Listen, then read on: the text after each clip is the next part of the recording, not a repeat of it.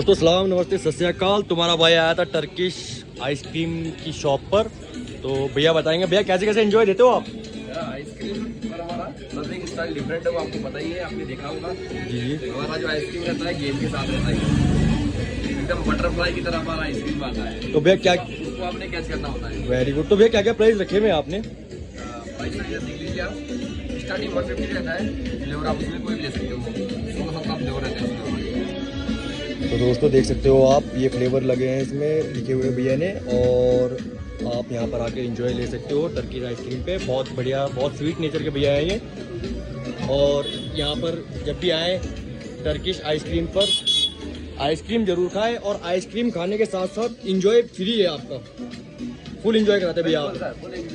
Very good. Sir का जब हम ट्राई करके आएंगे तब तो फ्री में ही दे देंगे। तो भैया घंटी बजा दो एक बार। Very good.